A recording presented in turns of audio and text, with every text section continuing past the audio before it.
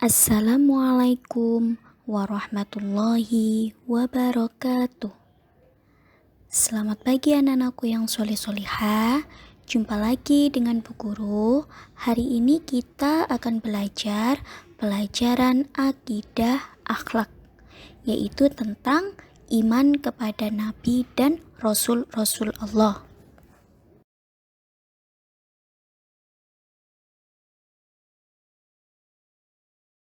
Nah, anak-anak, sekarang kita yang pertama akan membahas tentang pengertian Nabi dan Rasul. Nabi menurut bahasa berasal dari bahasa Arab yang artinya pembawa berita.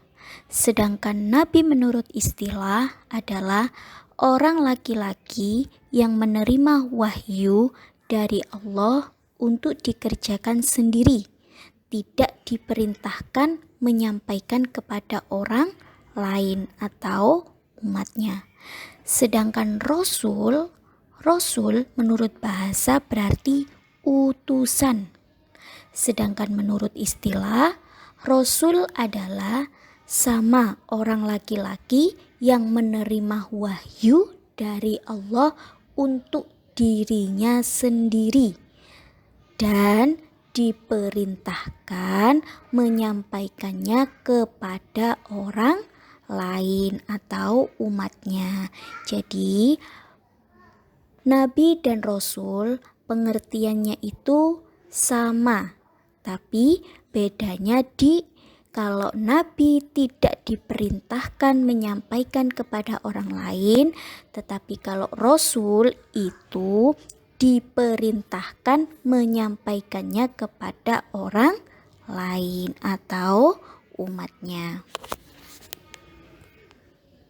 Selanjutnya, perbedaan Nabi dan Rasul. Nabi yaitu belum tentu menjadi Rasul, sedangkan Rasul pastilah seorang Nabi. Nah, perbedaan yang kedua, seorang nabi itu menerima wahyu untuk dirinya sendiri dan tidak berkewajiban untuk menyampaikan wahyu kepada umatnya. Sedangkan Rasul yaitu menerima wahyu untuk disampaikan kepada umatnya. Persamaan Nabi dan Rasul. Persamaannya yaitu kedua-duanya sama-sama manusia pilihan Allah yang dipercaya untuk membawa wahyu. Nah, anak-anak, itu tadi persamaannya Nabi dan Rasul. Nama-nama Nabi itu ada 25. Yang pertama Nabi Adam, Nabi Idris, Nabi Nuh, Nabi Hud, Nabi Soleh, Nabi Ibrahim, Lut, Ismail, Ishak, Yakub, Yusuf, Ayub, Zulkifli, Syuaib, Yunus, Nabi Musa, Nabi Harun, Daud, Sulaiman, Ilyas, Ilyasa, Zakaria, Yahya, Nabi Isa, dan Nabi Muhammad. Nah, anak-anak, itu tadi nama-nama Nabi ada 25. Sekarang Bu Guru mempunyai lagu nama-nama Nabi. Anak-anak biar lebih paham, lebih hafal. Nah, sekarang simak lagu berikut ini.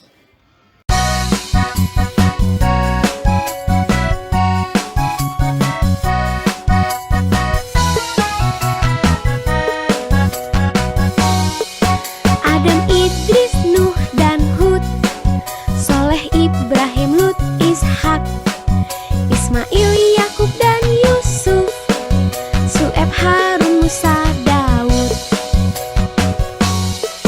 Zulkifli, dan Sulaiman,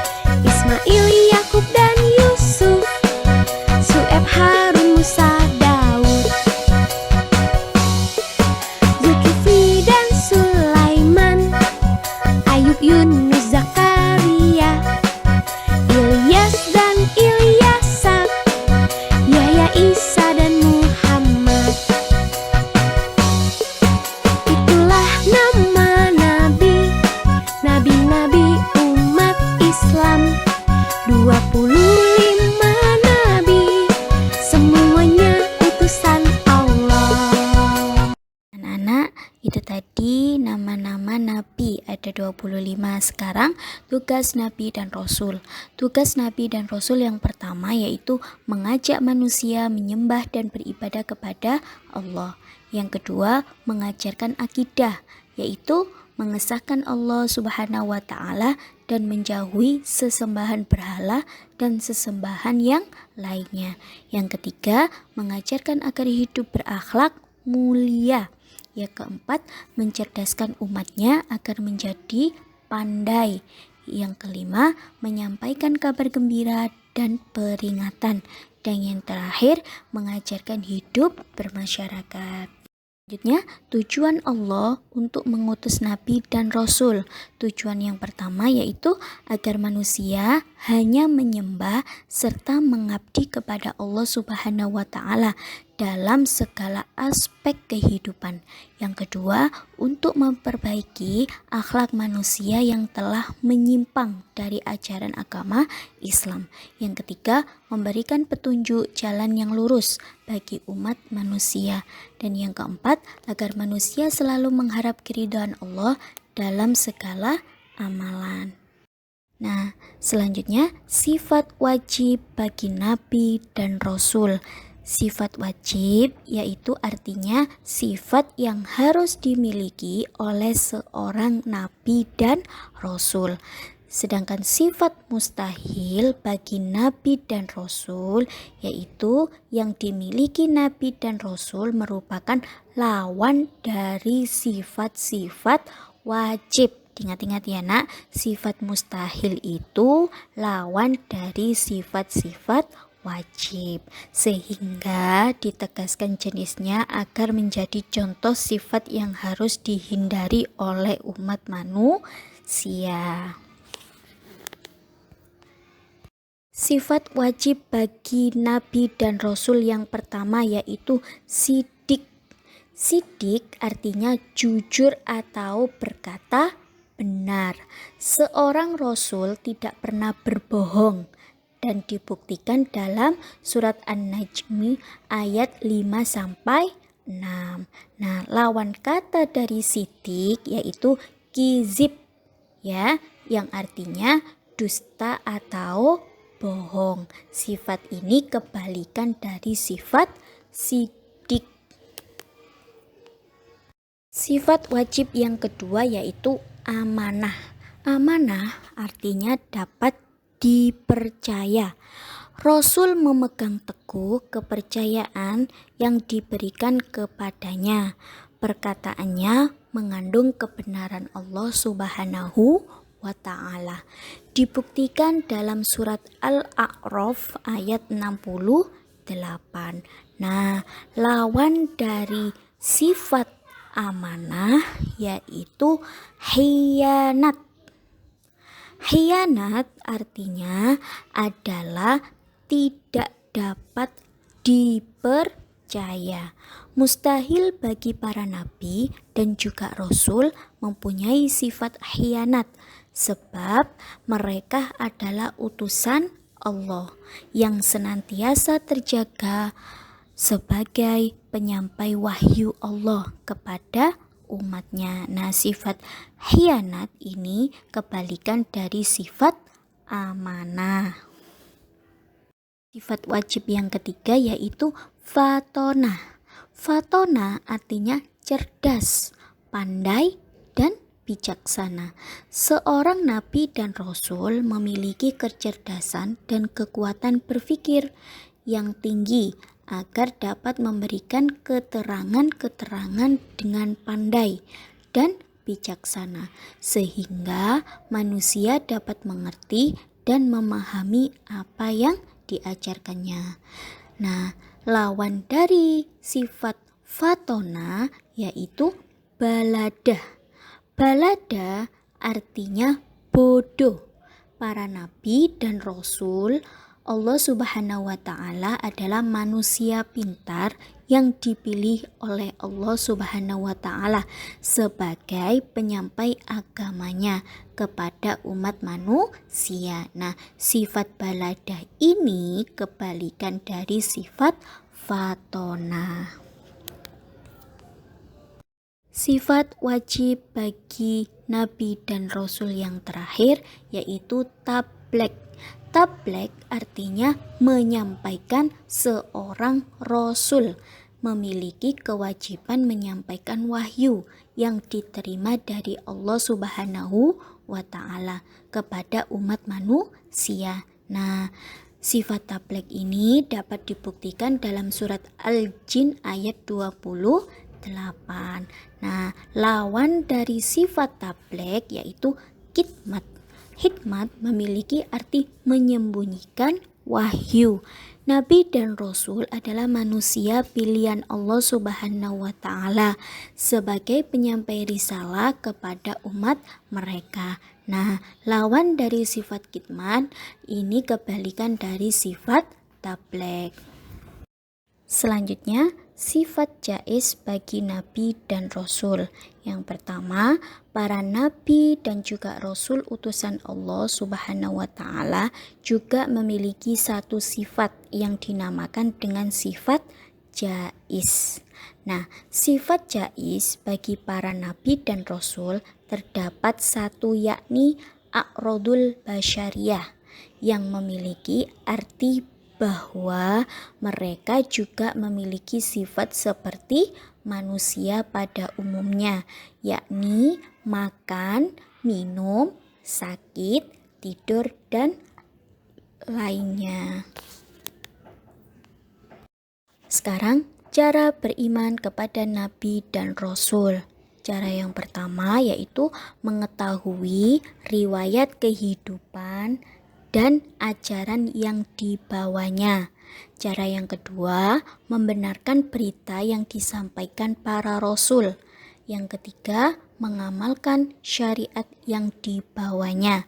Yang keempat, mencintai dan membela para rasul. Yang kelima, meneladani akhlaknya. Yang keenam, menghidupkan sunnah rasul.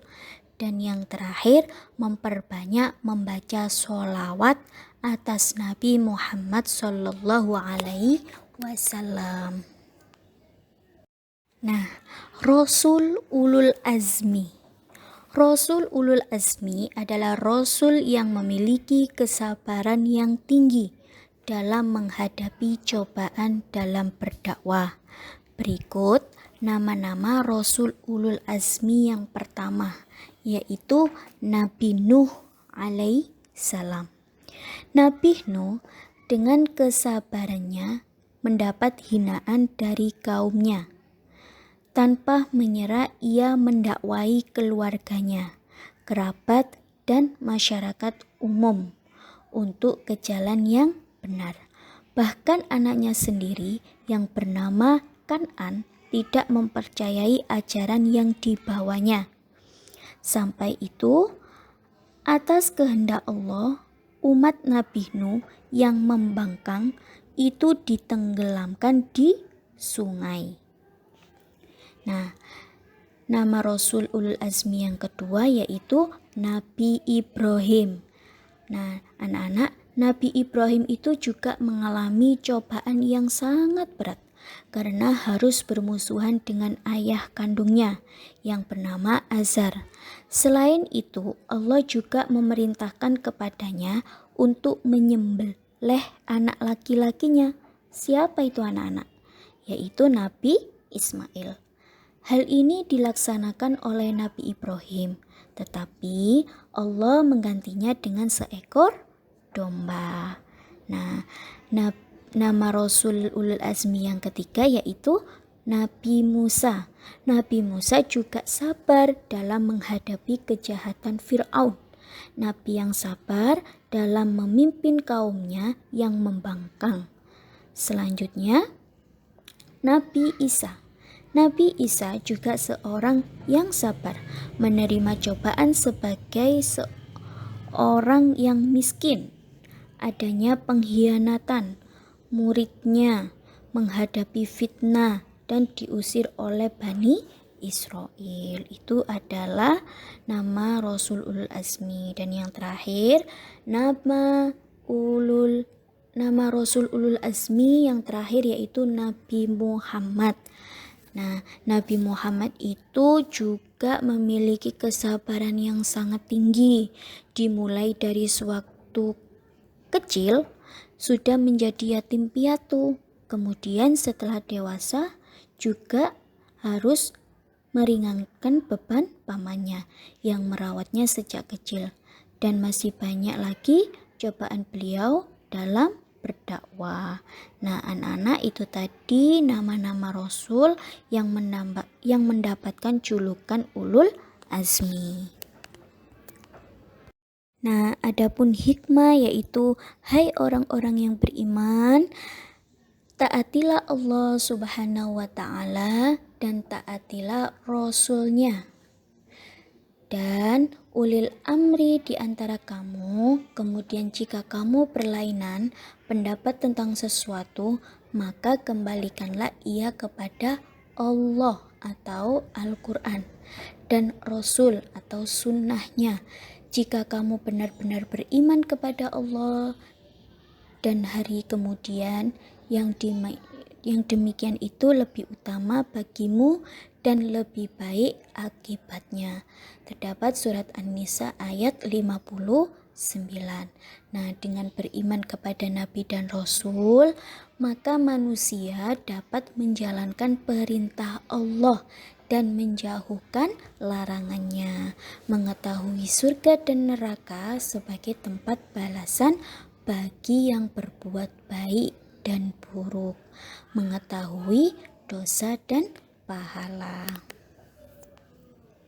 Nah, anak-anak, itu tadi materi kita hari ini tentang iman kepada Nabi dan Rasul-Rasul Allah. Semoga penjelasan dari Bu Guru tadi dapat bermanfaat. Terima kasih. Wassalamualaikum warahmatullahi wabarakatuh.